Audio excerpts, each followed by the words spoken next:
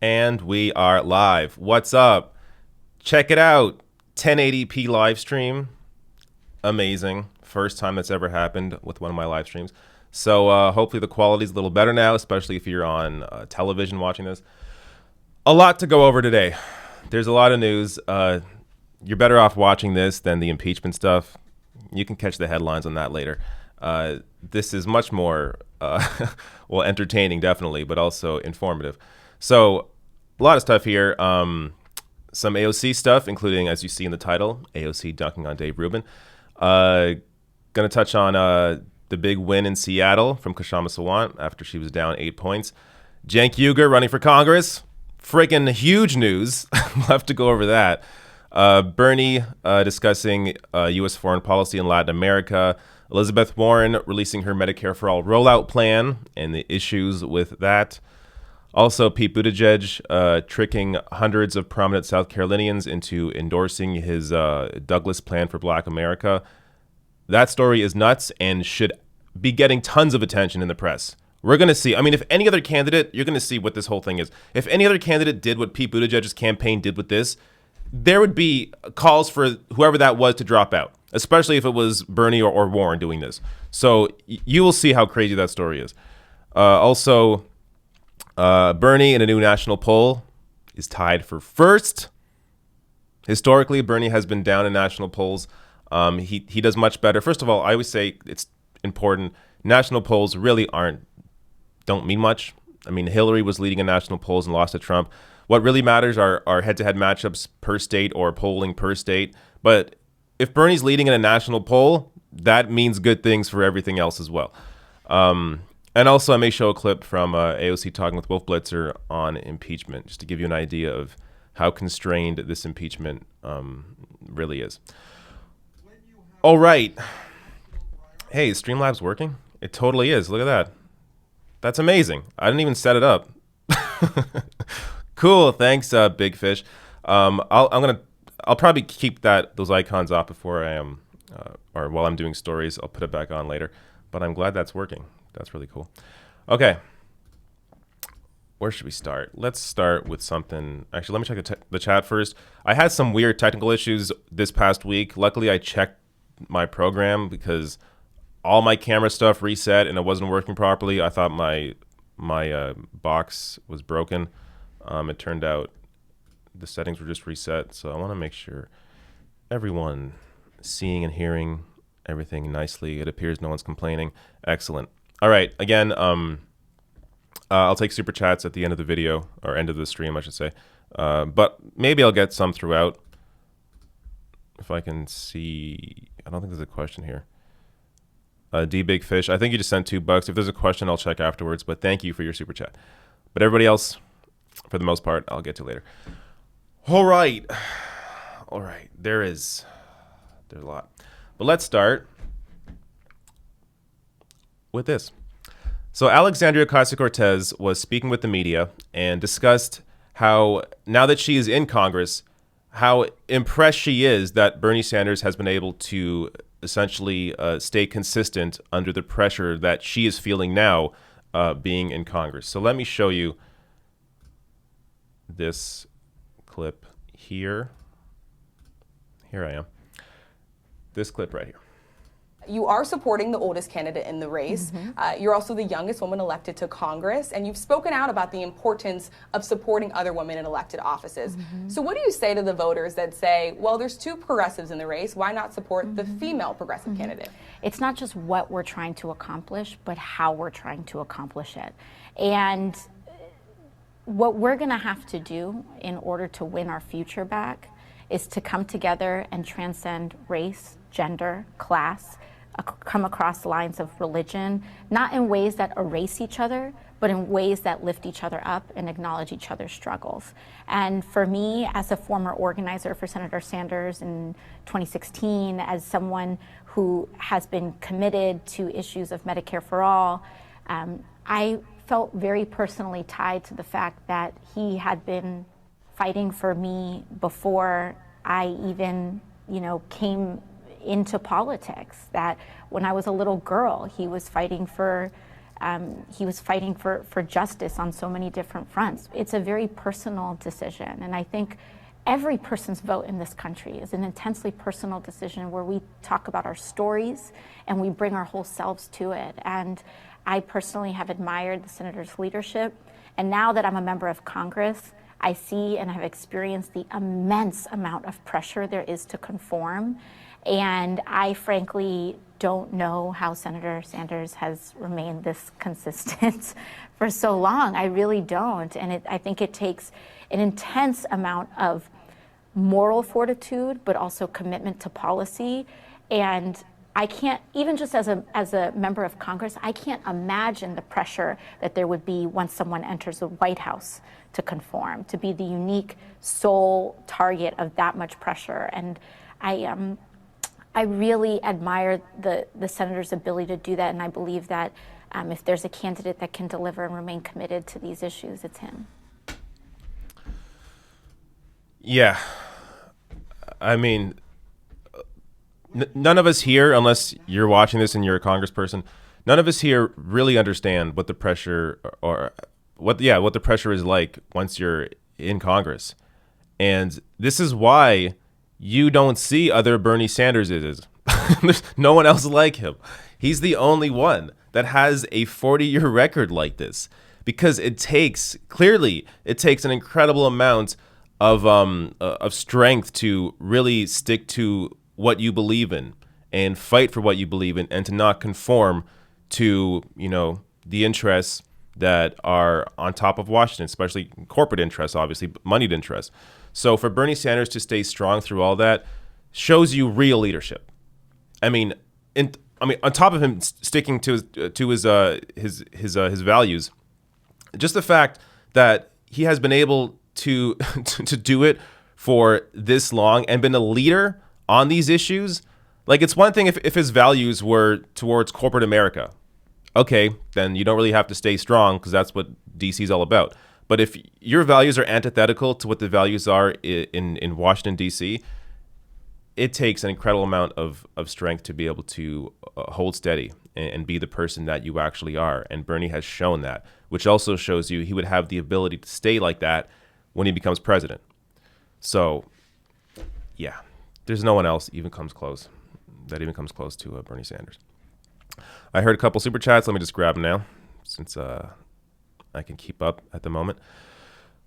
Boogie O. Winston sends a super chat saying, the OG Justice Dem in Congress would be amazing. Speaking of Cenk Uygur, yeah, we'll get to that story. That will be amazing. Drelson sends a $20 super chat. Thank you for your kindness. Watching at work, couldn't miss this today. Cenk2020.com. AOC doing AOC and Bernie tops. Yep, 100%. All right, what's the next story here? Let's do Kshama Sawant.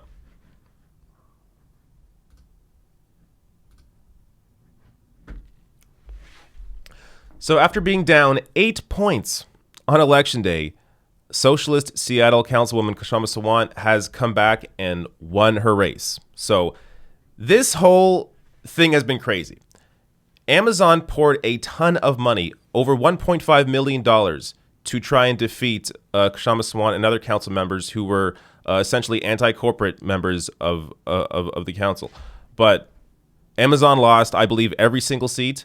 It looked like they had won this seat against Kshama Sawant, but she came back being down 8 points on Election Day. And this is because the votes of people that actually voted on Election Day, when they were counted, it was a lot more than what her opponent was seeing. So let me show you some of the information here.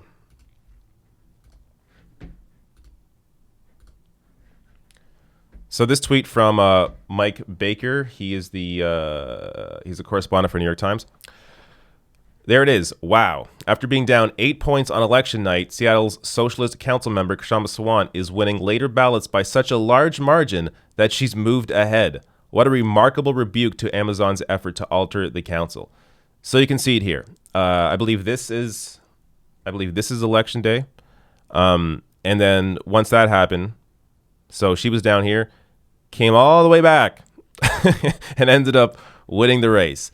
Let me show you her reaction to this when she was on Democracy Now! Thank you so much, Amy and Juan, for having this very, very important and indeed absolutely historic event that has happened in Seattle. And as you said, it has been a major repudiation, not only of Amazon and Jeff Bezos himself, as the richest man in the world, but also, it has been a referendum on the vision for Seattle, and I think Seattle is a microcosm for metropolitan areas in general.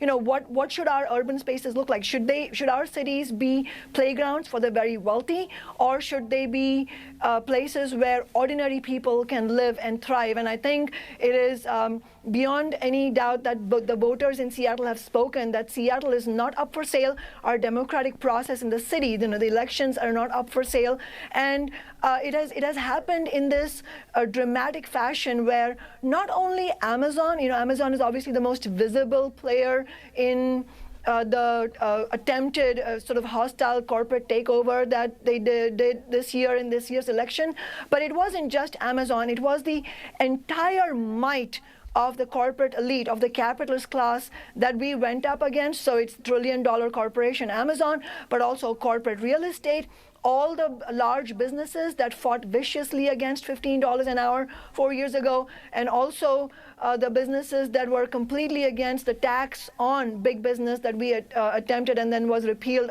shamefully by the majority of the city council last year. And so I think that this shows what a tremendous opening there is, not only for the left to seize opportunities, but as you have seen, as a socialist movement, we have a grassroots socialist movement went up against the richest man in the world, and we were able to prevail. Love it. I love it so much. This shows you there's a real shift now. So in the past, even just like 2 years ago, 4 years ago, this would have ended differently. The big money would have won. But now there is enough awareness around, fighters and politicians like Kshama Sawant, where they bring out enough supporters on election day to bring them to victory, despite all the money being used against them. So Amazon could not win this seat. They put more money into this race than I believe any council race in the entire country ever, from what I read. So if that's the case, again, $1.5 million for a Seattle council race, kind of crazy. They poured all this money and still lost. It shows you how strong the movement is. These kinds of stories give me hope. This is what I like covering, because this shows you that we're winning. And for me, this encourages me to want to do more and to speak out on these issues more and to encourage other people to get involved more, because it shows you the momentum is on our side. So you better jump on board now, get involved, and be a part of this movement. All right. I heard some more super chats. I'll get to those before getting to the next story. Gregory Post, your message was retracted. I wonder what it was, but thank you for your $5 super chat. Very kind. Thank you. Franco Fan with another $5. David, thank you for doing what you do. Thank you for watching. If you didn't watch, then I wouldn't be able to do what I do. So truly, thank you. Also, while I'm on the topic, let me just go back here for a second. Look at that. rationalnational.com/join. That gets you to the Patreon page. So if you want to become a monthly donor, you can go there and support me.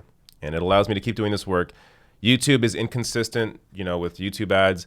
It's always up and down. So recently I've actually been doing fairly well. I only had one video in the past week get demonetized, but then other weeks it's like every other video. It's just completely unpredictable. So that's why this kind of support matters. And also, if you don't want to be a recurring member, but you want to donate anyways, you can obviously do a super chat, or you can send in a PayPal donation at paypal.me/DavidDole. That link is below the video, so you can go there for that kind of donation. All right. What is next? I'm telling you, we got a lot of stories today. In case you're coming late, got a lot to get to. I haven't done Cenk running for Congress yet. That may be next, actually. I think I'll do that. Also be showing some more Bernie Sanders stuff, getting into Elizabeth Warren's Medicare for All rollout plan, as well as Pete Buttigieg and how he tricked hundreds of prominent South Carolinians to support his agenda. And AOC ducking on Dave Rubin, which is kind of a really quick story. It may even be less than a minute, but it's hilarious, and I'll have to show that. So first, let's get to Cenk.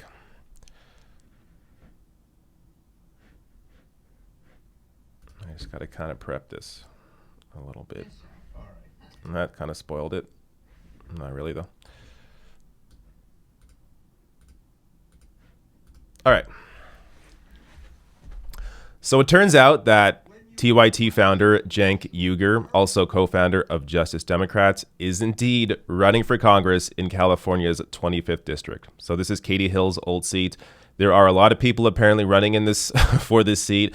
I've heard George Papadopoulos, I think, is running for this seat. Katie Hill has endorsed somebody else, I believe a representative in California that is sort of centrist in the way that she was. So Cenk Uygur right now is really the only true progressive in this race and someone that you know will actually fight for you. Let me show you a part of his announcement here. He officially announced this on TYT yesterday.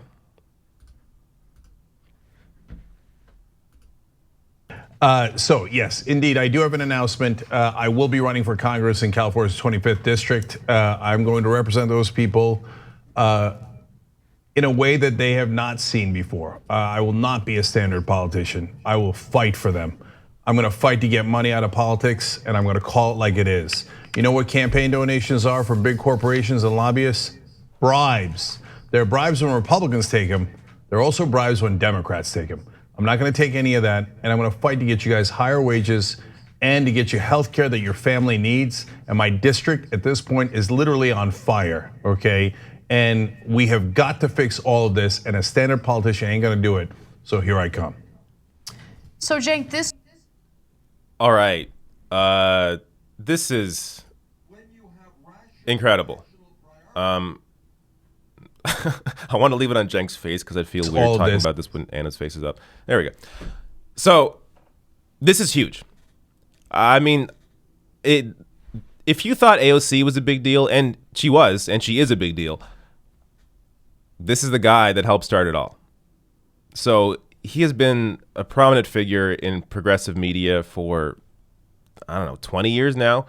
And someone that has always, been strong, been an actual fighter, something that you have not seen from most Democrats before. So it's almost hard to imagine Cenk in Congress because there's nothing like it, or there is nothing like it now. So to see someone like Cenk Uygur, who not only will be calling out Republicans, of course, and Donald Trump, of course, but also other Democrats that are taking bribes from corporations, he's going to be somebody that the media is going to want to have on often because not only is he strong, he's entertaining. And the media can't ignore entertaining. They can definitely ignore Bernie Sanders. They can definitely ignore progressive policy. But when it comes to someone that is undeniably entertaining to watch and brings in views, they can't deny that. So this is someone you're going to see appear. He'll probably appear on CNN shortly, either on Cuomo or on Brian Stelter's show over the weekend that he's been on before. Maybe he'll make it to MSNBC, though that one's a little more or a little less likely. But he's somebody that the media, I think, is going to want to cover, even if they don't agree with him on the issues. Let me show you just how successful this campaign has been in less than 24 hours. Okay, so this is a tweet from this morning. I'm not sure where they're at now, but this morning, they had just passed 700 volunteers. So that's in the first 12 hours. So this is his tweet. God help the establishment. They're going to try to stop us with a ton of money, but that's a lot of people power on our side, and we just got started. We're we're the ones who knock. Cenk2020.com. So if you can donate, because look at where they are right now. Actually, this is a tweet. I'll get to the update to this tweet in a minute. So their goal is 200,000 in 48 hours, which I thought was kind of nuts. This is a hard goal to hit, but they're already at 152,000, and it hasn't even been 24 hours.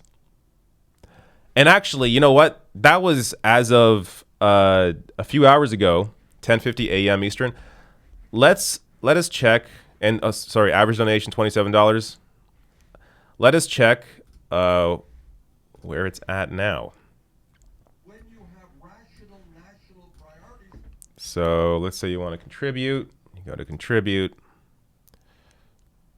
Oh my God. Look at this. 193. It hasn't even been 24 hours, and his campaign has already raised $193,000. They have no idea what's coming for them. This is going to be nuts. I hope he wins. I think he will win, even though it's hard for me to believe that he'll win, just because we never see any like incredible wins, almost ever. I mean, AOC was like a wake-up call that, wow, good things can actually happen in electoral politics. But good things can happen again. This is going to be one hell of a campaign. Yeah. Again, donate, cenk2020.com. Help him hit 200,000 before tonight's show. It's going to be, this race is going to be crazy, and I'm excited for it. Oh, man.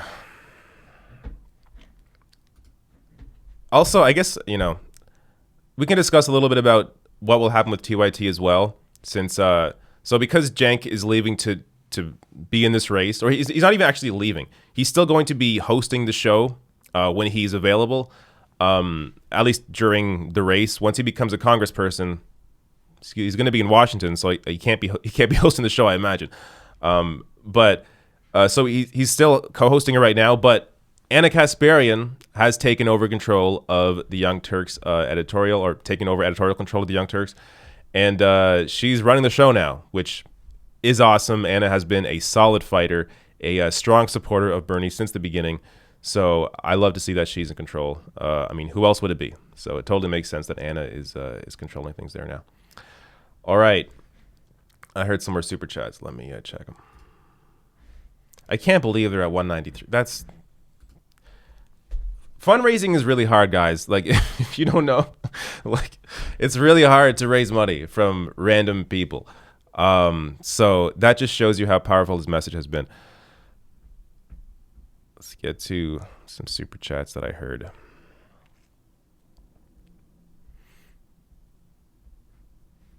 Scrolling. Maybe I was hearing things. No, here they are.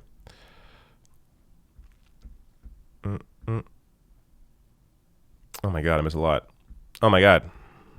Sorry, give me a minute. I'm just scrolling up. Okay, if I missed you before this person that I'm going to read here, I'll get to you after, don't worry. But Samo sends a super chat in saying, "Hi David, are you going to talk to more progressive candidates? There one name, Ted Terry, running against David Perdue in Georgia Senate 2020. So I got to be honest, I get several emails from people wanting interviews. I generally don't do candidate interviews. To me, it's weird because I likely am going to support the person I'm interviewing. So it's just, I guess as sort of like if I put myself in activist mode and not in like reporter mode, then I could probably do more interviews like that. But generally, yeah, it's got to be something special for me to really cover it. So I can't guarantee I'll do interviews. I rarely do discussions in general. I mean, you see my channel. I don't do many interviews. It's not really what I do. But it is something I have thought about. I still think about. I likely will do some candidate interviews. I just don't know when or exactly how I'll do them. But it's definitely something I'm still open to. Trader Shamer sends a $2 super chat saying, "We appreciate you always highlighting worthy topics." Thank you, Trader. Feels weird to call you that. But thank you. Creative Space sends a $20 super chat, very generous, saying, "Cenk 2020, Cenk the tank, blast away that corruption." Yeah, oh my God. His booming voice on the floor of the House, of course, passing progressive legislation. I'm so looking forward to that. I really hope it happens. Moses Romero sends a super chat saying, "Thank you for covering all the progressive candidates and call out the fake progressives." No problem. TF Cooks sends a super chat saying, "I sent Cenk a $20 bribe so he'll represent my special interests. Medicare for all, the Green New Deal, and a living wage." Love it. TF Cooks again sends a super chat in saying, oh, the same super chat. That you sent it twice, but thank you. Thank you for your double super chat. Cool. All right, what should we get to next? I say we as if you can see what I'm going to cover here, but you know, it is we because I couldn't do this without you. Let me check the notes. All right, let me get to, let me do this.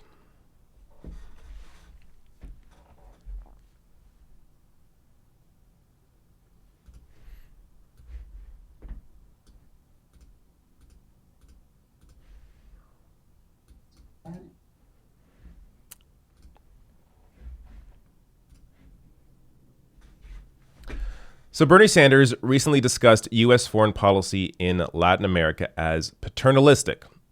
This is something that you are not going to hear from other candidates. I want you to watch this.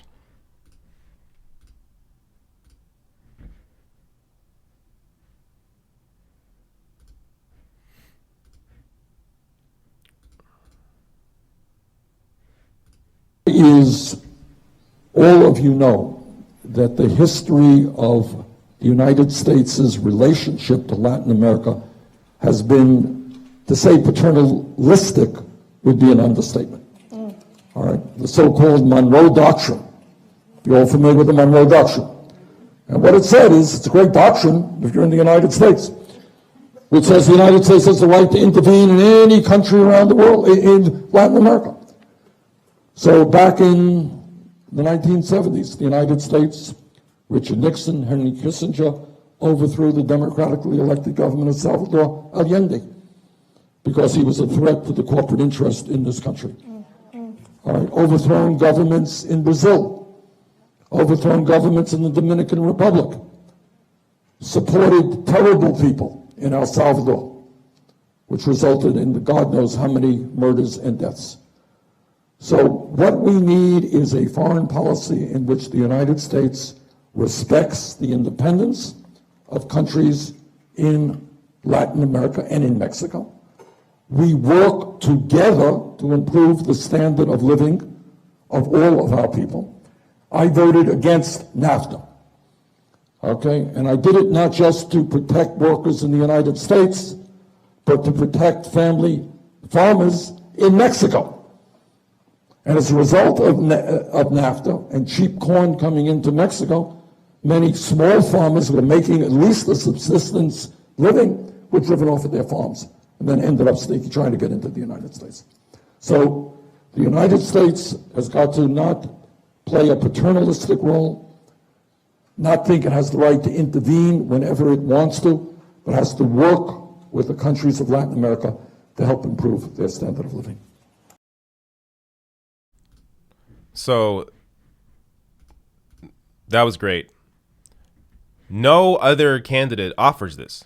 No other candidate has this global perspective on foreign policy. I mean, no other candidate's going to discuss how they voted for something, not just because of American workers, but also because of workers in Mexico. Because Bernie Sanders actually has a global perspective and a commitment to human rights abroad. Once again, I mean, he's on his own here when it comes to foreign policy. There really needs to be a foreign policy debate in the Democratic primary. Just this, because he would wipe the floor with everybody else in this race. It would become obvious that Bernie Sanders is the only candidate that actually gives a crap about people outside of the country and actually has a plan to change how U.S. has conducted their foreign policy, to change U.S. imperialism abroad. So this is, I love seeing this, and also shout out here to Bernie Then and Now for featuring this video clip. Great source here for old Bernie clips, but also for current Bernie clips, as you saw there. No other candidate has this. All right, let's get to, oh man, this Warren one is long. This is a video I almost did separately, because it can be hard to do as an individual controlling everything here.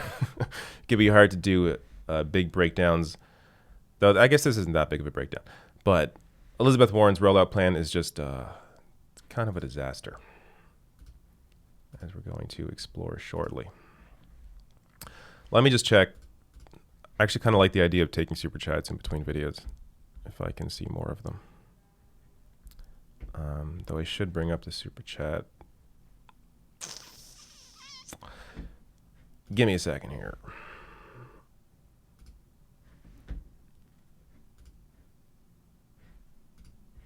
Okay, make sure I didn't miss anybody earlier. I did Boogie, I did Drelson, Franco Fan, Samo, Trader. There we go. Savannah Lynn sends a super chat saying, you should join Bernie Sanders' dank meme stash on Facebook. Maybe I should. I don't know about it. To be honest, I barely use Facebook. I mostly use it just to post stuff on my Facebook page, on the Rational National Facebook page. But otherwise, I don't really use Facebook. But if you use Facebook, check out the Bernie Sanders dank meme stash. All right. Warren, I got to kind of prep this a little bit because there's a number of links I got to click here.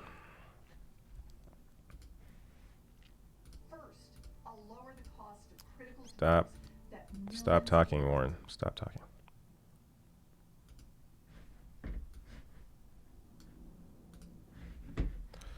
So there's a video.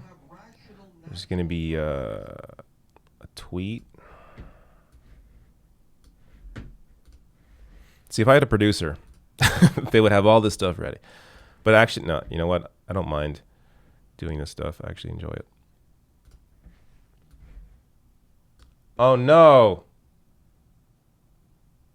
One of the links I want to use is now deleted. It was a tweet from New York Times. They probably... So I'll give you some behind the scenes right now. The New York Times reported on Elizabeth Warren's healthcare rollout plan as something that it's not. So I guess they actually responded to the outcry. Yeah, they said they deleted it. Deleted an earlier tweet to the story to correct our description. Yeah, okay. Okay. Well, okay. Then forget that part of it. All right. Almost there. Almost there. Just about ready to start this.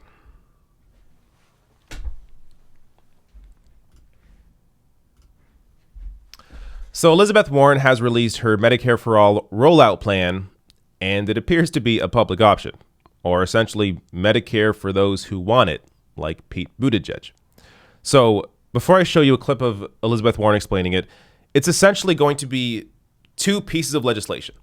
So the first piece, which allows people to opt into Medicare for All, and it lowers the age. And so that's the first piece of legislation of it. Then there's a second piece that would come 3 years later that would then, 3 years later, try to ban duplicate insurance, private insurance that Medicare for All already offers. So before I show you her clip, the problem with this is how, like, it's tough enough to try to get one piece of healthcare passed through Congress, let alone two pieces. The fight needs to be the way that Bernie Sanders is approaching it, where it's all in one. So his Medicare for All plan is over 4 years, and it slowly eliminates private insurance while lowering the age to be eligible. So by passing one piece of legislation, you only have to worry about one fight. Under Warren's plan, you have to worry about two different fights. And the second fight's going to be, I mean, the first fight will be impossible to begin with because Republicans are going to fight you anyways. But the second fight is also going to be impossible because both Democrats and Republicans are going to fight you. The difference with the way Bernie is doing it is he actually has a plan. He's building a mass movement of people to put pressure on their various politicians to get it passed. Elizabeth Warren doesn't have that movement, doesn't have that plan. So let me show you here how Elizabeth Warren explains it. I'll lower the cost of critical drugs that millions of Americans rely on, like insulin and breakthrough treatments for deadly diseases. And then, in my first 100 days, I'll drop the Medicare age to 50 and let every person in America join a Medicare for All option for little or no cost. I'll crack down on Washington corruption that lets insurance and drug companies block real change. These actions will bring us a big step closer to Medicare for All. By the end of my third year, we'll vote to transition everyone to Medicare for All. At this point, millions of Americans will have already experienced the full benefits of Medicare for All. They'll be able to compare the new system against the corrupt and wasteful system that exists today, and the choice will be clearer than ever. Medicare for All is cheaper, and it provides better care. So that's not how it's going to work. What Elizabeth Warren is doing here is allowing private interests to then drain the public system of resources, offset all the sick people under the public system, and then have private insurance for those that can afford it. So she is allowing massive corporations, private insurance companies, she is giving them a 3-year window to essentially ramp up and get ready for this fight against Medicare for All that would outlaw their duplicate insurance of Medicare for All. So this is not a good plan. And it's not just me saying this. There's other people out there. Let me show you right here, Ryan Cooper. So Ryan Cooper, who is the national correspondent for The Week, he tweets this out. Splitting this bill into two and only passing the Medicare for All part 3 years in is insane. If the next president gets to pass anything at all, virtually certain to be the first 2 years only. So he goes on to say, let me zoom in here. Going to dig into this later, but just like the financing head tax gimmick, this is too cute by half. I think what bugs me most about this move is it muddles up questions of priority and tactics. Political leaders should run on simple, straightforward ideas with the understanding that they will negotiate for as close to the goal as they can get. Now we've got people talking about the Senate map in 2022 and what is most realistic and pragmatic politically and whatnot. But that is supposed to be the job of the professional politician. What do I know about what do I know about what Joe Manchin might be induced to support? What do any of us know? Getting that vote for the best possible thing is why we elect presidents and party leaders in the first place. Now, instead of pushing the party message with simple slogans repeated over and over, we're lost in the weeds of unknowable future Congresses. I'm doing it too. Hell's bells. So this is the issue.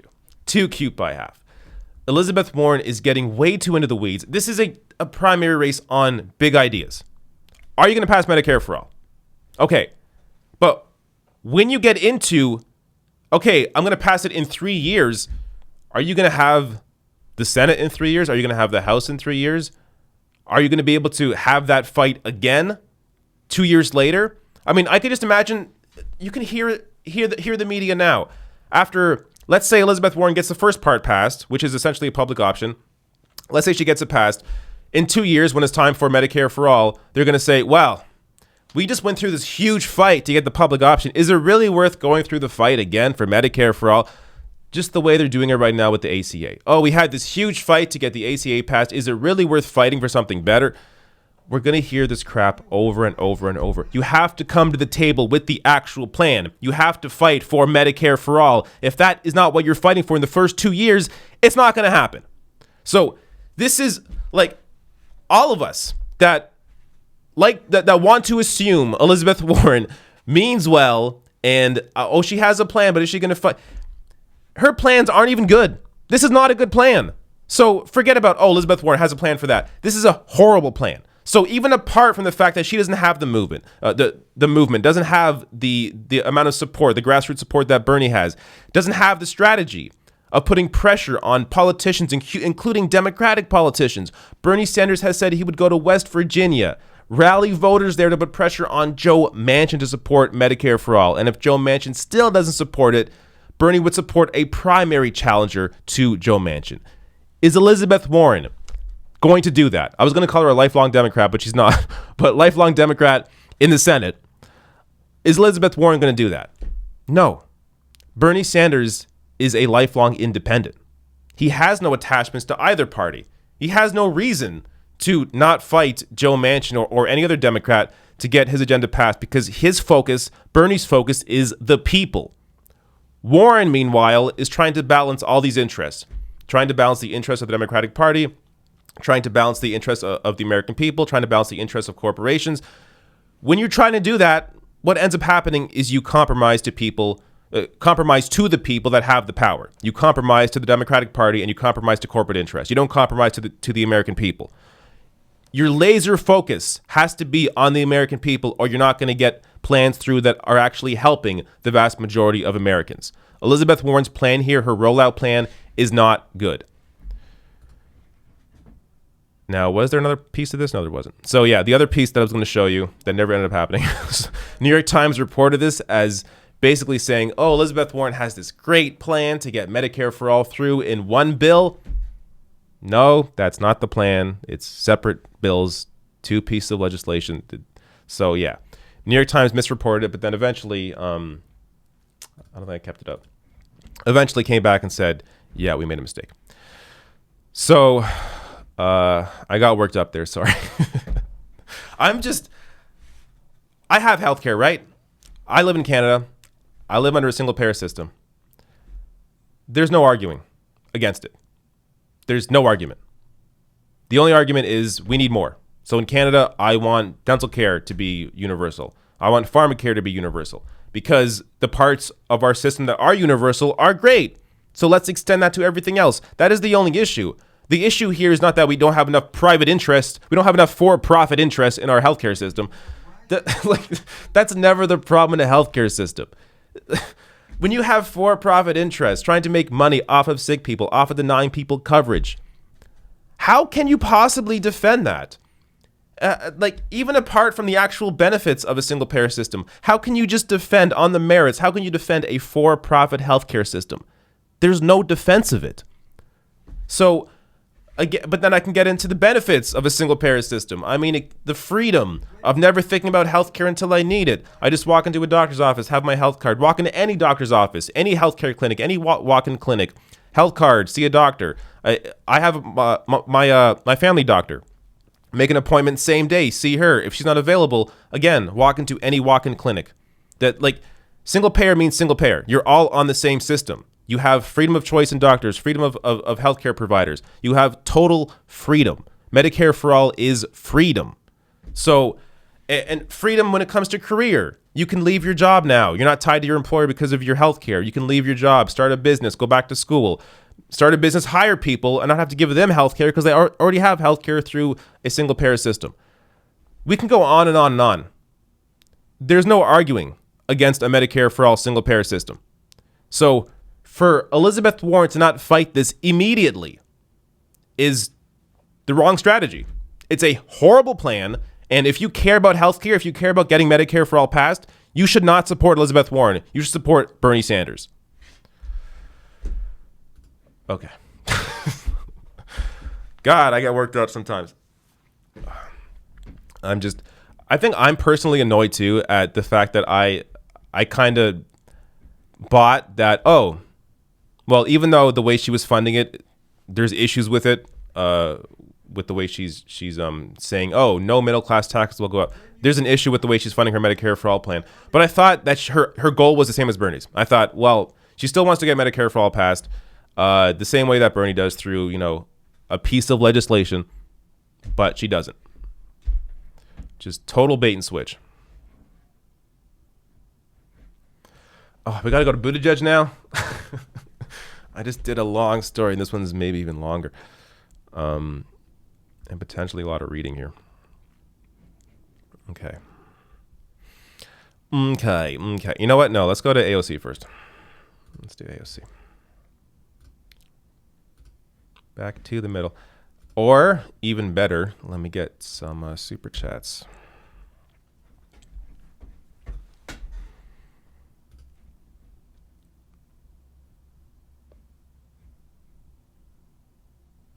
Okay, Alvi Sharif sends a super chat in saying, Cenk for 2024. Well, we got to see. Do you mean for president? We got to see who becomes president first. Because if it's Bernie, then you got to wait a little longer. Trader Chamber sends a super chat saying, patiently waiting for Rubin's latest embarrassment. You know what? Yeah, I'll get to that next. Shawnee is a Cubs fan. Sends a super chat saying, hi, David. Love the channel. If Bernie wins the nomination, how do you think the Democratic Party establishment is going to react? Cheers from Chicago. They are going to fight him as much as possible, which is why it requires a movement of people. It requires this political movement he's already built and he continues to build. It requires that movement to continue to be not even just as engaged as they are now, but even more engaged. Sit-ins on DC and in people's offices has to be a normal thing. I mean, there has to be a serious mass movement of people that continue to put pressure on their politicians, be it whether you're in DC, be it in their home states. So it's going to require that movement to get his agenda passed. Because, yeah, the Democratic Party is not going to just lay down and be like, okay, Bernie, do whatever you want. No, they have to understand that Bernie has power. When they see that Bernie has power and potentially the power to primary crappy Democrats, then they begin to get scared. And when they get scared and begin to worry about their own seat and realize the only way for them to keep their seat is to support Bernie's agenda, then that's how you pressure them into actually fighting, or I should say voting, with the American people on issues like Medicare for All. Brandon Craig sends a super chat, $10. Very generous, thank you. Says Warren is not going to make it through this primary past Super Tuesday. Looking real weak and calculated on Medicare for All. Transition after third year. We don't got time for that. She is going to get smacked for this. We'll have to see. A lot of it comes down to media coverage too, since Warren has a lot of positive coverage for the most part, or had a lot of positive coverage in the press. Until Buttigieg now is getting most of the attention, even though Buttigieg is, way down the list except for Iowa, where he's putting all his money. A lot falls into the media to actually report something like this properly, which I don't think they will. So I don't know. We're going to have to see how long Warren lasts. Liquid's Back sends a super chat saying, how do we prevent the CIA from pulling a coup on President Sanders? Let's get him elected first. So once he's elected, we can get to these questions. Again, that question is too negative for me. Get him elected, and then we'll see if that's an actual threat. Robin Hood sends a super chat saying, any thoughts on Don Cherry Poppygate? Yes, I do have thoughts on that. So, yeah, if you're not Canadian, you may have no idea what the hell Don Cherry Poppygate is. But we have this Canadian figure in Canada, Don Cherry. He was a coach for years before he became an on-air color commentator of sorts for hockey, for the NHL, for Hockey Night in Canada every Saturday. So every Saturday he would be on in between the first and second period with Ron McLean talking about hockey. And he's this brash, outspoken dude, wears bright, colorful suits, all that stuff. But the problem is he has a history of racism, of ignorance, of speaking down on people that are, of calling Europeans and French hockey players wimps, of pretending racism isn't a thing, of pretending that punching people in the head doesn't actually lead to brain damage, and climate change doesn't really exist. And he also, in 2003, he argued for Canada to get into the Iraq War. A position now, the Iraq War, that conservatives, diehard conservatives and Republicans admit is a mistake. Just to show you how objectively wrong Don Cherry has been. I mean, yeah, speaking on climate change, there was one time where he said, it's so cold outside, but you and you pinkos talk about climate change. What climate change? It's so cold outside. Climate's not the weather. Now, the problem is, so more recently what happened, essentially Don Cherry, I don't have the clip on me, but summarizing somewhat, Don Cherry said that immigrants come here for the milk and honey, but you don't respect us because you don't wear the poppy to respect our veterans. So for Remembrance Day, people wear poppies to respect veterans. It's like a red flower on your red flower pin on your shirt. And Don Cherry claimed that immigrants don't wear them. But they do. Everybody does. Like it's again, painting this idea of the other. Oh, the immigrants just come here to take all our things, but they don't actually respect the country. And so after saying that, he got fired. I mean, we're talking about a guy who's well into his 80s, very long history of being this, well-known Canadian, got fired because he wouldn't apologize. So there definitely was it happened a few days later. He was essentially, I'm not sure if it's confirmed, but it sounds like behind the scenes they were trying to get him to apologize so they can move on. He wouldn't apologize. Ron MacLean, his co-host, apologized for not reacting to what Don Cherry said. Don Cherry didn't apologize. They ended up firing him on Remembrance Day, actually, on a Monday. And huge uproar from parts of white Canada, where these people, so his defenders are claiming, well, you're just offended that Don Cherry speaks his mind. You don't like what he says because that offends you. Has nothing to do with being offended. It has everything to do with the fact that Don Cherry is a powerful person. Somebody with a national platform to millions of people. Lots of kids watch hockey, obviously. Lots of kids watch Don Cherry, hear what he is saying. The impression that Don Cherry puts on those kids and people in general is just not a realistic worldview, not a worldview that actually is based in reality. So he paints this worldview of immigrants are the other, good Canadian hockey boys. They're the real hockey players. It's this completely, it's not even antiquated because it was always wrong. His position on these issues were always wrong. And just now, finally, he's fired. He should have been fired 20 years ago, but he's just now fired. And some people are bothered by it because they think he's fired because of PC culture or because he's offended people. No, it's because Don Cherry doesn't know what the hell he's talking about, and he's a platform to millions of people.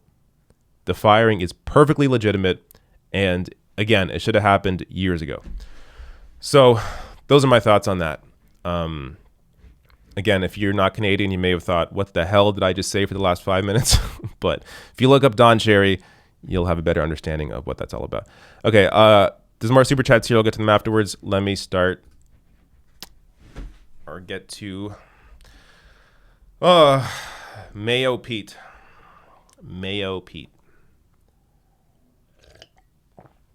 Pete Buttigieg. By the way, I think I'm one of the first people to say his name properly. Because when he first launched his run, it said in his profile how to say his name. Pete Buttigieg. Pete Buttigieg. And for a while, people were saying it wrong, but just want to say that I've been saying it right the whole time, even though I can't friggin' stand the guy. He's just, one of the most sleazy politicians you could possibly imagine. All right, how am I going to start this? Yeah, the problem with this story, this is one that I really maybe should have pre-recorded, is that I got to read some pieces from The Intercept, and I got to kind of hunt and find them because there are some paragraphs I want to read, but I'll do what I can.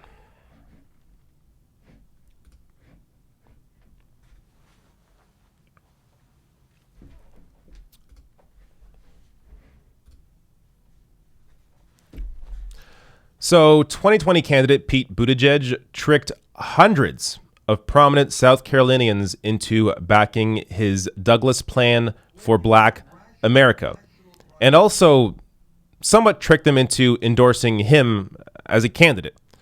So this is a story from Ryan Grimm at The Intercept. So he puts it out here.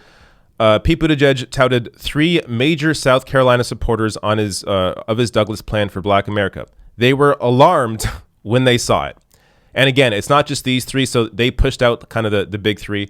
But then there's, 400 other people that apparently back this plan. But when we get into it here, so I'm going to have to hunt a bit because there are some pieces here I want to read.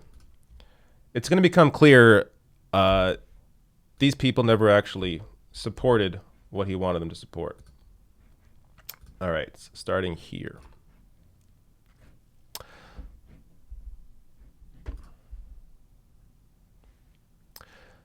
So to build support for the plan, Buttigieg and his staff lobbied prominent black South Carolinians to endorse it in order to strengthen the cause of racial justice. The Washington Post reported on Monday that Buttigieg persuaded hundreds of prominent black South Carolinians to sign onto the plan, even if they are not supporting Buttigieg himself. So let me highlight this here for a second. Hundreds of prominent black South Carolinians. The Washington Post reports this. Here's the facts. So, and this is just, there's a lot wrong with what's going on here. This is just the first piece. So the first piece here is that 62% of the names, as you're going to see here when I bring it up, 62% of the 297 names that can be reliably checked are white. So Buttigieg sold this plan to other people in South Carolina as well, other prominent black South Carolinians, sold this plan to them as, oh, look at this plan we have. This plan, the Douglas plan for Black America, we have all these black supporters from South Carolina supporting it. Will you support it? Half of the people that support it are white. Now, again, this is just the beginning. So there's more to this piece, actually. Let me get it up here. Also, multiple names on the list appear to be from people who do not live in South Carolina. One person seems to not live in the U.S. at all, but in Sao Paulo, Brazil. Again, we're just getting started because one of the three prominent endorsers, so I mentioned there at the beginning, there are three prominent endorsers that the campaign rolled out. One of them has endorsed Bernie Sanders. So one of the big names that Pete Buttigieg and his campaign are using to say this big South Carolinian endorses our plan has endorsed Bernie Sanders and never endorsed the plan.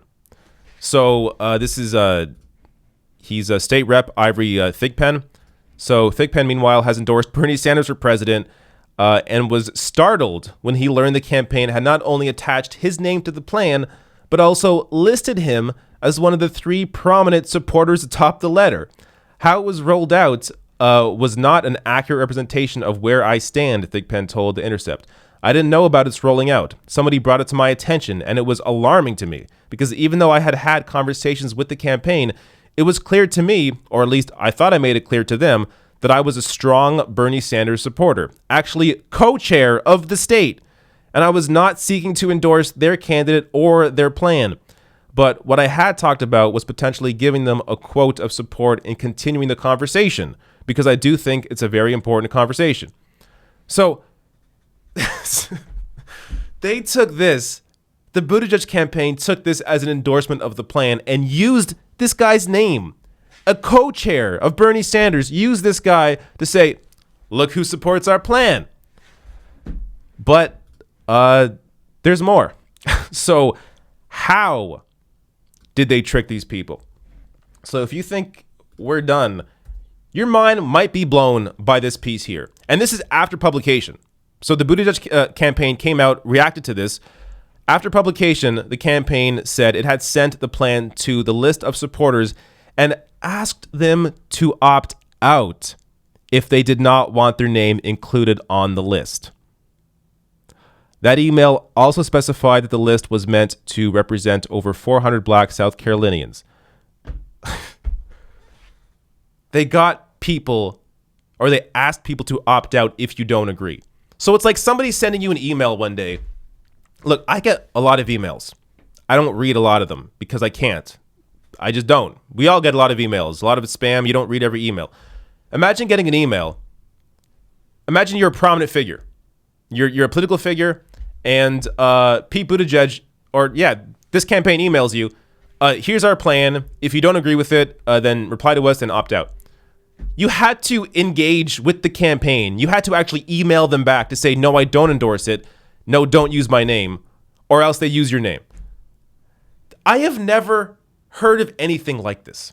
This is completely insane. And on top of that, they sold in the email. They were telling people, Over 400 black South Carolinians support this plan, even though half of them are white.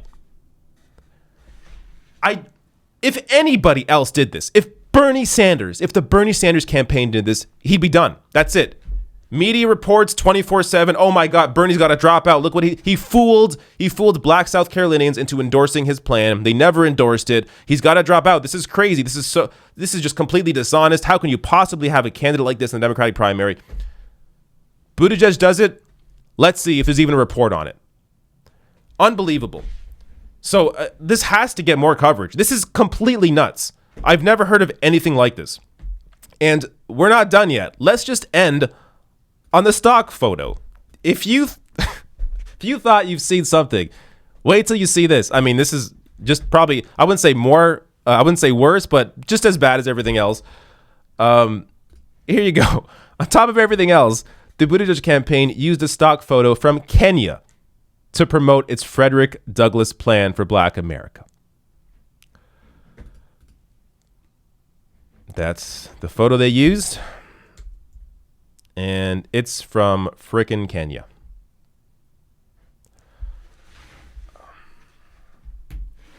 How can anybody that knows anything about anything support Pete Buttigieg?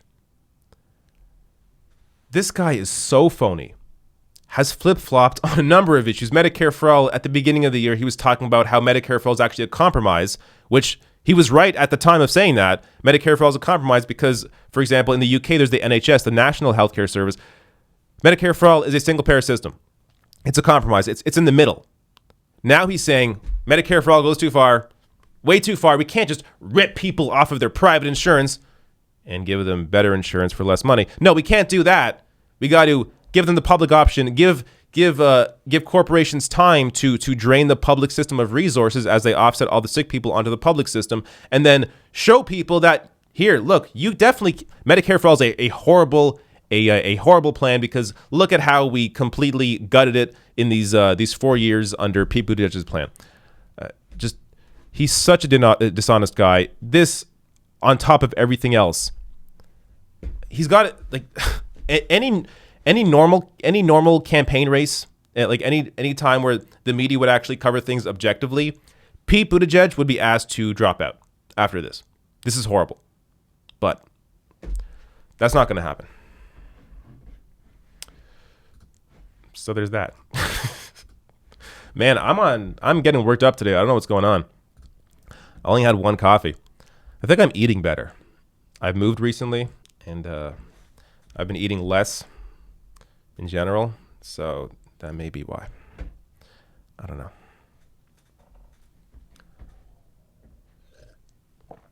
Okay. Let me get to some super chats first, and then I'll get to the AOC Rubin stuff. Don't worry, I know some of you are holding on for that. I think there's something else I want to get to as well. Yes, Bernie in a new national poll. That and the Dave Rubin stuff. And maybe I'll show a bit of AOC and Wolf Blitzer. And then we'll get to all the other super chats. So where was I here?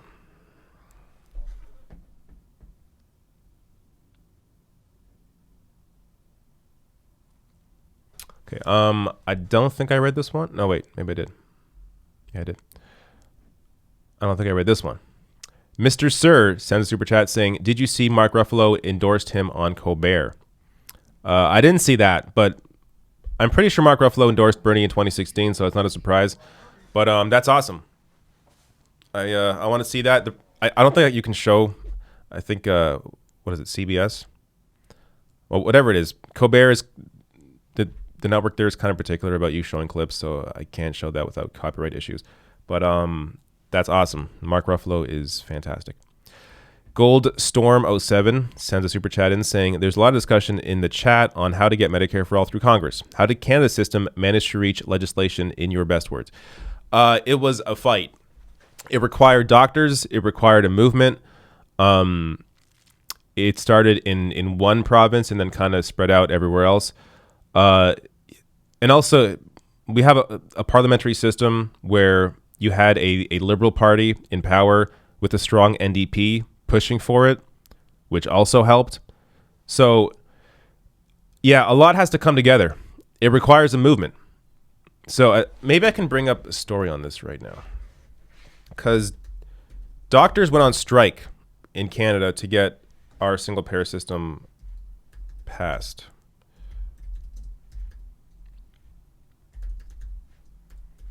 I just want to see if I can reference something specifically. Here we go. Quickly from Vox. Every time I say Vox, I feel like it sounds I say Fox. So if I ever did a regular podcast of my show, which I used to do, I think it would confuse people. Here you go. When Canada launched single payer, thousands of doctors went on strike in 1960. The Canadian province of Saskatchewan elected a socialist premier named Tommy Douglas, voted the greatest Canadian of all time several years ago, who had campaigned on a promise to bring universal insurance to his province. So that's what did it. If you want to read more, I suggest going to this story. If you do a quick search, I'm sure you could find it. The doctor strike that nearly killed Canada's Medicare for All plan. Killed it. Helped get it passed. I'm not sure if I read that right, though. But basically, yeah, it involved a movement. It involved doctors getting on board, which I think I saw recently, didn't we? Or didn't I? Didn't we? Didn't I? I forget what state it was now. Was it California? There's a state where doctors were threatening to strike. I'm not sure if it was for Medicare for All or for expansion of Medicaid or something similar. But yeah, again, it requires a movement, regardless, for these big pieces of legislation. For anything major to get passed ever, just look back in history. Look at civil rights. Look at women's suffrage, gay rights. I mean, these are all movements. So it requires a movement to get this big stuff passed that has all this money on the other side pushing back against you. But good question. Thank you for that.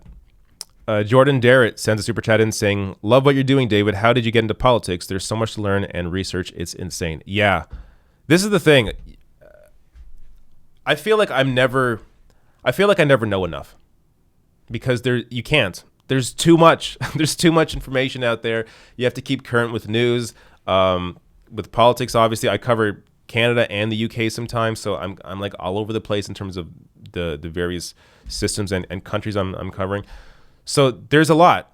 But the way I got into politics was, honestly, it was through television. It was through Jon Stewart, through Colbert, eventually the Young Turks, and that kind of got me more engaged because I grew up in like a white suburb. I grew up comfortable. I never really had to worry about politics because it didn't really impact my life directly. But luckily, I had great parents that gave me that taught me to be empathetic and understand how to put yourself in other people's shoes and fight for other people and care about other people. So when I began to understand, the issues in society and began to educate myself, starting with television, but also, reading, obviously, eventually, then it was something I became passionate about because I wanted to actually try and make a difference somehow, try and inform people on these issues. So it was actually kind of the Bernie Sanders campaign that really kickstarted me. I mean, I was already into politics at that point, but the Bernie Sanders campaign kind of helped push me to jump in myself, which is why I ran as a Green Party candidate in 2015, because his push in 2015 against Hillary inspired me. In addition, of course, to Elizabeth May, who was the Green Party leader at the time.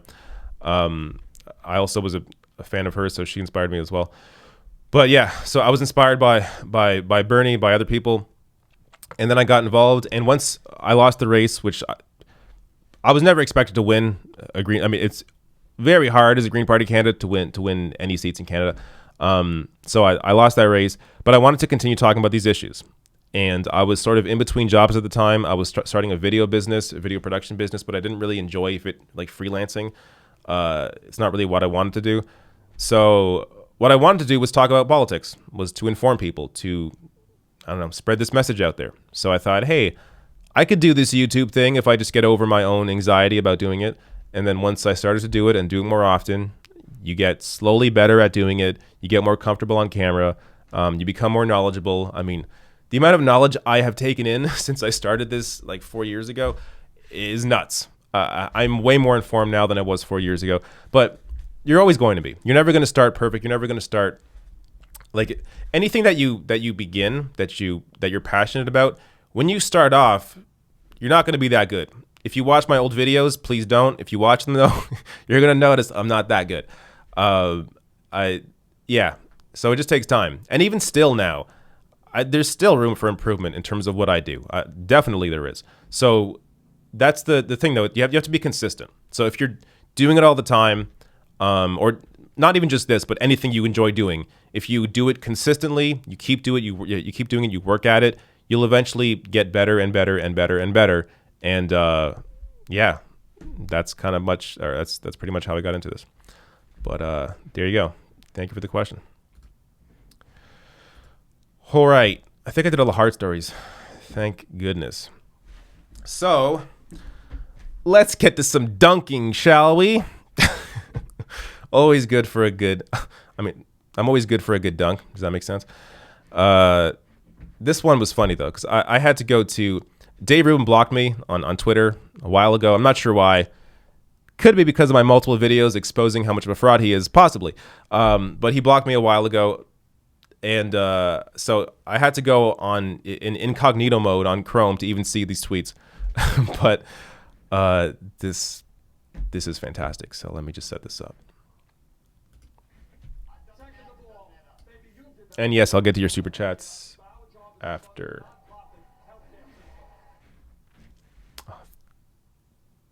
I think he deleted it, which is good because I saved it in another window earlier. Look at me being all smart. Or maybe it just didn't load because I was logged in.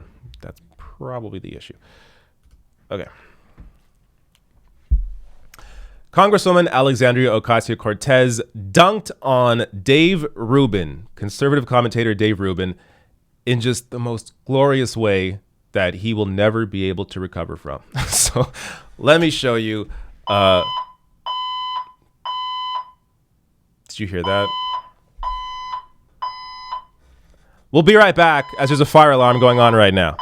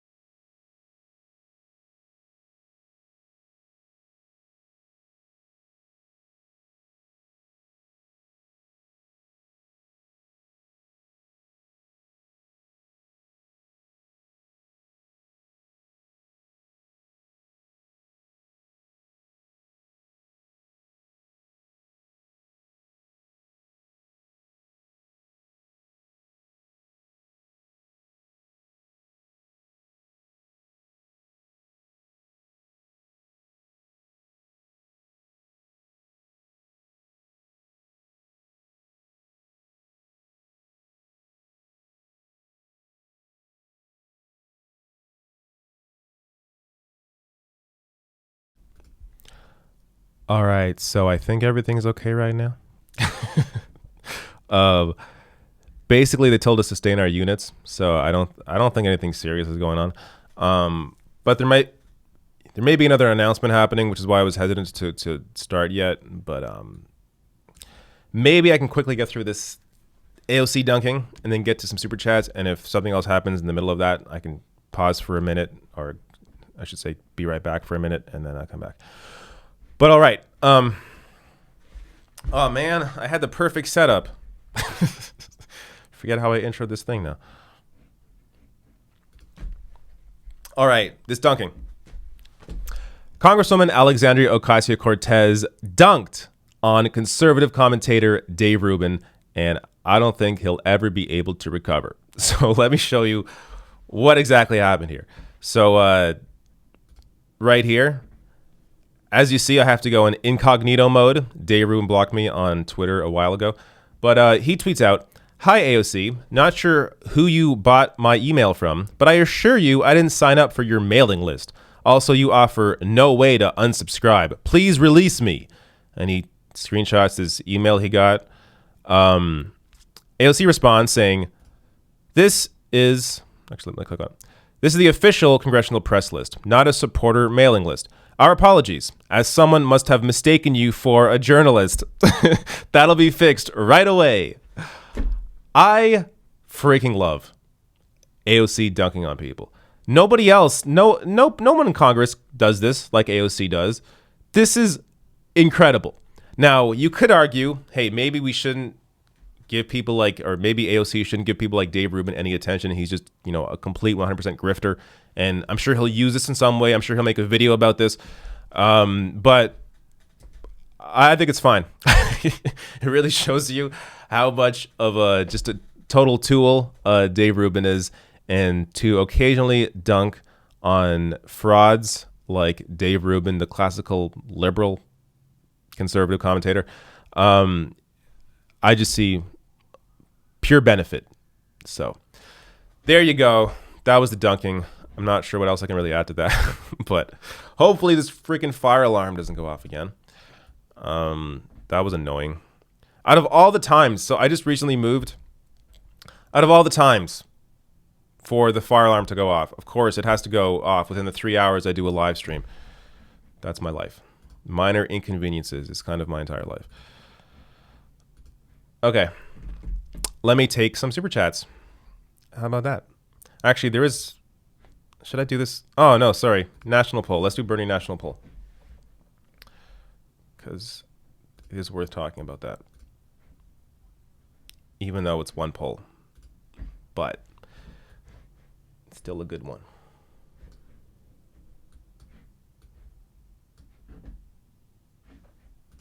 Yeah, if the building was on fire, I don't think the alarm would have stopped. So let's hope everything will be just fine. So there's a new... Let me start over again.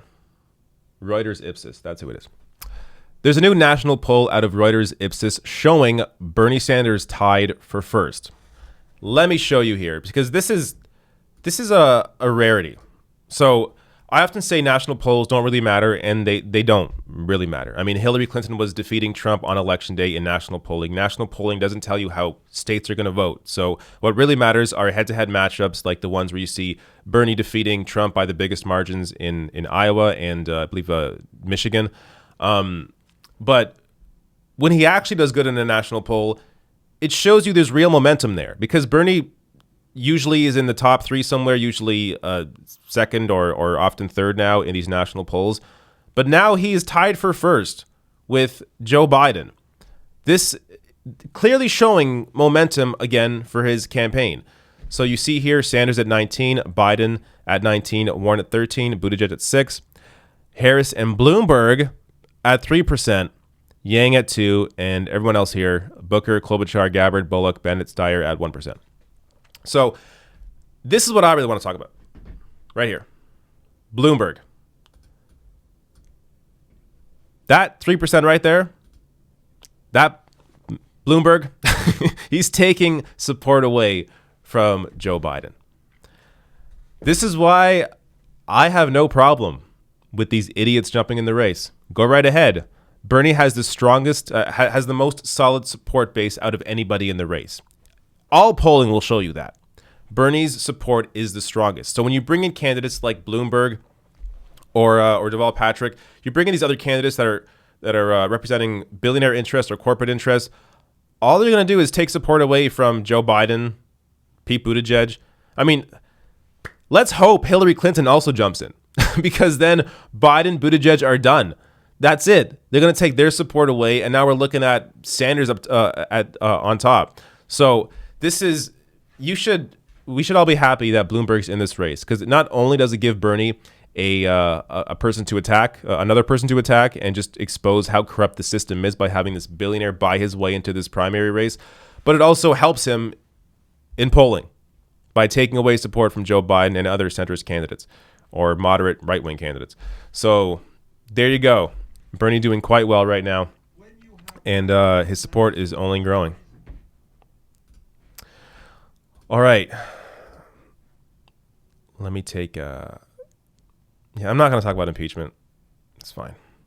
It's going to unravel the way it should unravel. I think there are a million reasons to impeach Trump. Sure, the Ukraine call is one of them, but I think it should have been part of a larger discussion. The violation of the Emoluments Clause should have been part of this discussion. Multiple violations of the Emoluments Clause. But they want to focus on the Ukraine call, whatever. I guess the one downside here is that it's going to take time away from Sanders and Warren. They'll have to be in the Senate during the impeachment trial and won't be able to be on the road campaigning during important times of the race. So there is that downside there. But again, Bernie's support is so solid, I'm not even really worried about that. And he has incredible people that have endorsed him, like AOC, Rashida Tlaib, Ilhan Omar, Nina Turner. So all across the country, you're still going to have rallies for Bernie Sanders with these incredible endorsements that he has that will help to continue the movement while Bernie's busy in the Senate discussing impeachment. All right, Super Chats.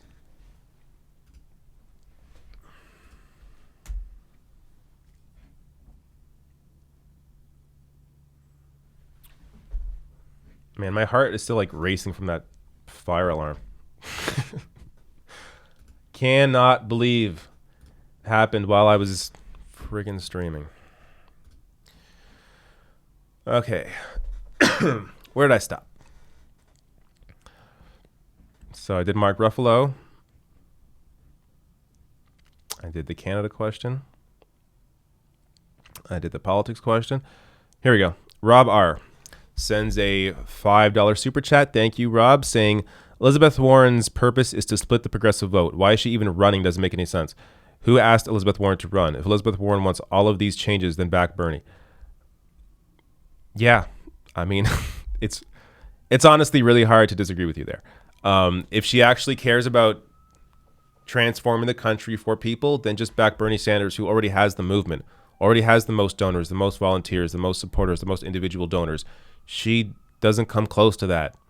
So, yeah, it's kind of hard to argue. I don't think her purpose is to split the progressive vote. I think she wants to be president. But when it comes to what her actual role is right now, it does appear she's just kind of splitting the vote. At the same time, though, a lot of her support is from Hillary supporters in the past. So, like, a lot of Warren's base right now is just wealthy white people. So she has a lot of the support that Hillary had in 2016. I think she's peeling off some progressives here and there that aren't as engaged in the issues, don't really see the difference between Bernie and Warren, even though there are clear and obvious differences, foreign policy especially. But even apart from the policy differences, the differences in fight and how Bernie's building a movement to put pressure on Congress to pass his agenda, Warren doesn't have that. So I think when you become really engaged in these topics as someone who is a progressive or a left-winger or whatever you call yourself, it becomes obvious that Bernie Sanders has the agenda and the strategy to get it done that Elizabeth Warren simply doesn't. J-Mac, what are your opinions on Barack Obama?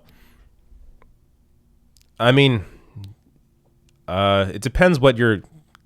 That's such a such a broad question. Sometimes good, sometimes bad. I mean, he's better than most Democrats over the past, 20 years, maybe. I should say better than most Democratic presidents. Like I think I like Obama more than Bill Clinton.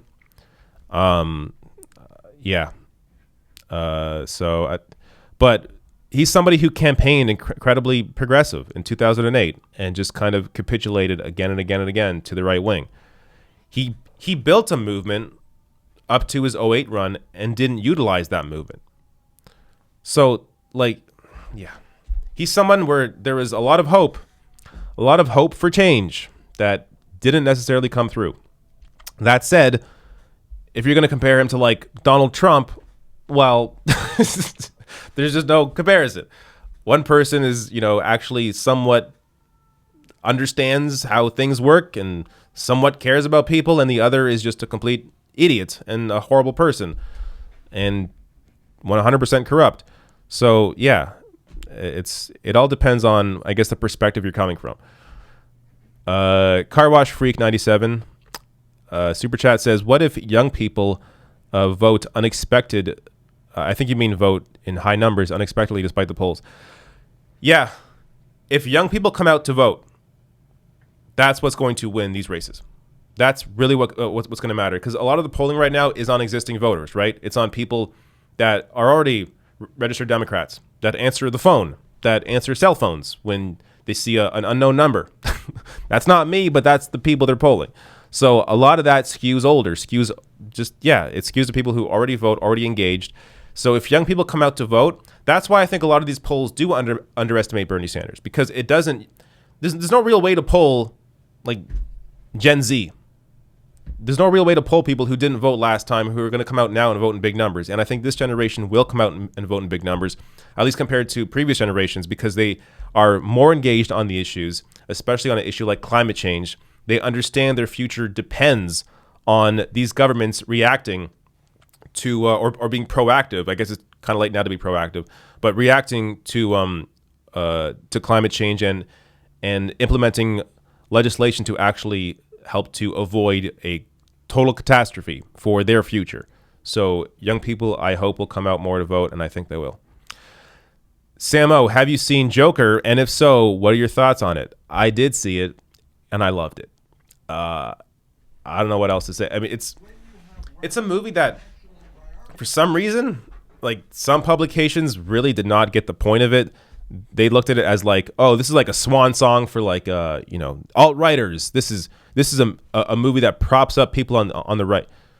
No, I mean, if you watch the movie, I mean, I don't want to spoil anything, but defunding of programs is a part of it. There is definitely an analysis here from a left-wing perspective of how defunding certain programs, defunding healthcare can lead to consequences that you otherwise might not see. A lot of it is almost reminiscent of like Ronald Reagan era, where they defunded mental health and essentially put people out on the streets, like created a whole new generation of homeless people by just no longer caring for these people that needed care. So yeah, I see a lot of that in the movie. It's fantastic.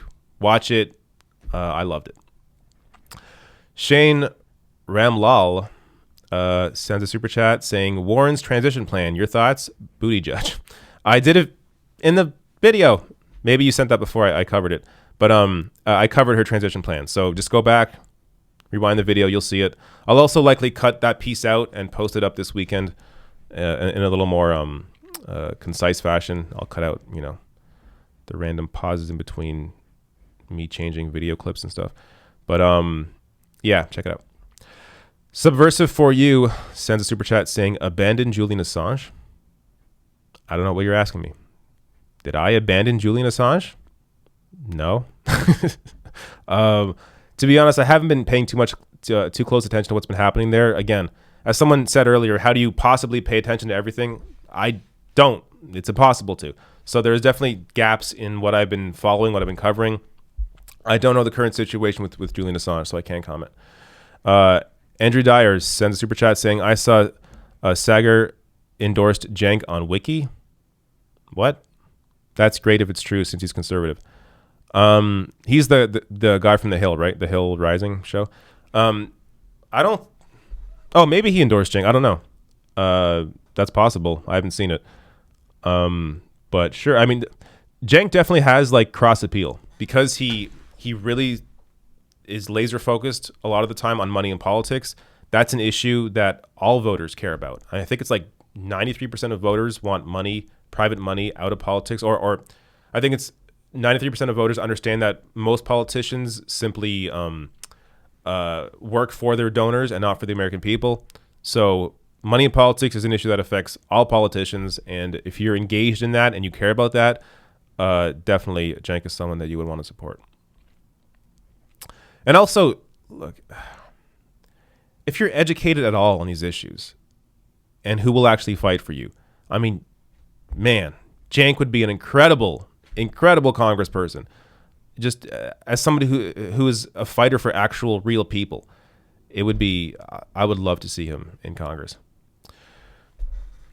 Henry Volt, super chat, says that South Bend police chief, his disingenuous stand on Medicare for all. Now this, Pete Buttigieg is giving me more and more reasons not to like him.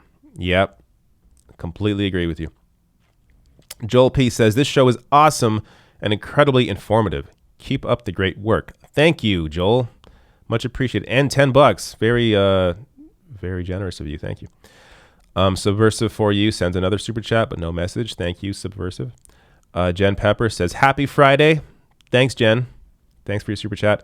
And Mouse Accuracy says, even your smoke detector knew what AOC said was fire. You know what? Maybe I'll keep that piece in my, if I post that video up, and maybe I'll include your comment. It's pretty funny. But it wasn't my smoke detector. It's the building that I'm in, which is so kind of sucks that that could totally happen again in the future, and I would have no control over it. Let me get more of your super chats as I'm hearing some. Brendan Meyer, I think I see your name a lot and I never pronounce it properly, says, how much of an impact do you believe Cenk's run for Congress will affect Bernie's candidacy? I don't know. Maybe it may help. I mean, if Cenk's on TV more often and he gets to actually talk about, Bernie Sanders and talk about this agenda, then it could totally help Bernie Sanders. It's just a matter if he's on television more often, because, that's kind of the biggest barrier for Bernie Sanders. He has all the support of the young people. It's the older voters that watch MSNBC and CNN that don't support him because they never see him on television, or when they do, he's usually being sidelined. So that's kind of the big issue there. Mr. Uroshan says, get a moderator for chat. Some of these trolls suck. Yeah, maybe I should. I don't really read the chat too much because I can't. I'm shooting. But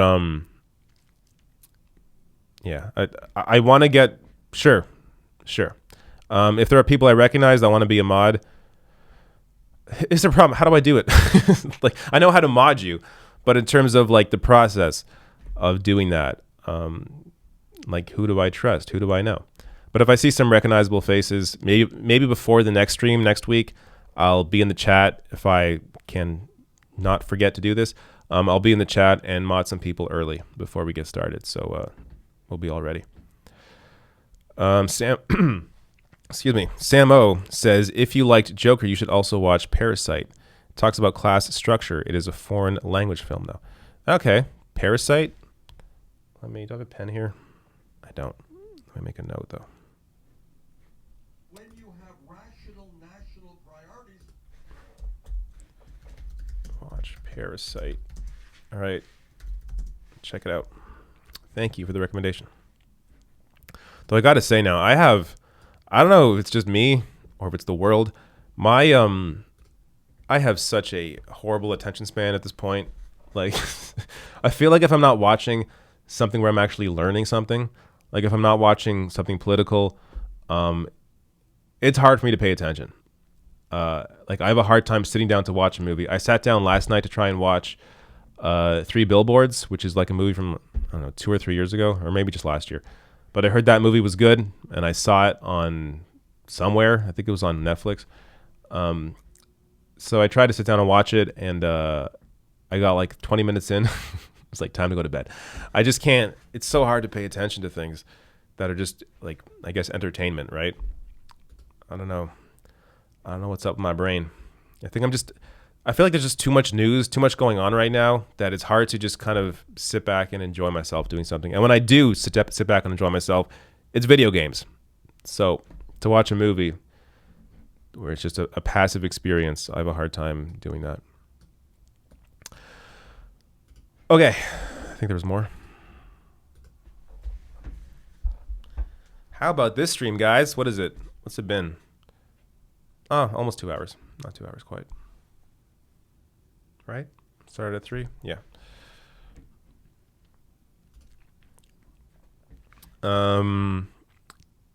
Jamie Broadnax sends a super chat saying, see Tulsi on Jimmy Dore about single payer plus. Single payer plus? No, I did not. Why are we talking about Tulsi Gabbard? Why are we talking about Tulsi Gabbard? Look, if you're supporting her, you're wasting your time and your vote. There are so many. Like, why? Why are you still wasting your time? It's time to support somebody who's actually going to win. Even if you think Tulsi's the perfect person in the world, it's too late. Like, and the fact that she doesn't support Medicare for all anymore, we saw what she supports. Playing these word games, single payer plus, get the hell out of here. Like, no, I'm done. I did not see the plan, and I don't care to. Tulsi should not be in this race still. The only reason she's in this race is because Hillary attacked her stupidly and gave her more support. So dumb of Hillary to do that. Like, just Hillary has no idea. She's such an idiot. If she really did not like Tulsi Gabbard, attacking her publicly was not the way to make her go away. Hillary has no idea how unliked she is. It's crazy. And Tulsi has done her weird flip-flop. She was on she was like on what, Breitbart's show or something? She was on some super right-wing show. I have just no interest. I am done. Has she even talked about Bolivia yet? Has she talked about Lula in Brazil? Get out of here. Like, and the idea that she's like the foreign policy candidate, yeah, okay. If you think that, you have not been paying attention to what Tulsi has not been saying, or what she has been saying when it comes to India. But anyways, that's enough about that. All right, I think we're done with super chats. This has been a great show. I can see the chat's going crazy right now, million miles a minute. Yeah. Abby Martin, I think I heard that she really went into Tulsi Gabbard, like later out. So look, when you have Abby Martin saying this stuff, I think she's like the perfect person to reference here, because she kind of cradles both sides here. So she has been on like the Tulsi side. She has been on, I guess, my perspective or whatever. But she's gone down now saying, essentially, it's time to support Bernie. Like, why are we wasting our time with these other candidates? And yeah, Tulsi has not had a good history recently. So I don't know what the hell she's doing. All right. Someone says, Nintendude, hey, what's up? Or Nintendo. Says, we had this discussion before, and I forgot how to say your name. I think it's just Nintendo. Face Me in Smash or Tetris 99. I forget. The funny thing is I forget my my Switch online name. I forget what I go by. But yeah, at some point I'm going to be doing... I say this every week, and I feel really bad because I never actually live up to it. But at some point, I'll be doing more Twitch. I will. I'm still like in the process of moving, so like I don't have a couch yet, which is a problem. They're also really expensive. But once everything's in order and I can actually, sit back and play some games on Twitch, I will do that. All right. I'm just going to double check Super Chat just to make sure I didn't miss anybody. And then get out of here. No one's there? All right. Thanks for joining once again on this fantastic Friday. Thanks for sticking with me through the fire alarm. Much appreciated. Hopefully that never happens again, but I can't make any guarantees. But thanks for joining me, and goodbye.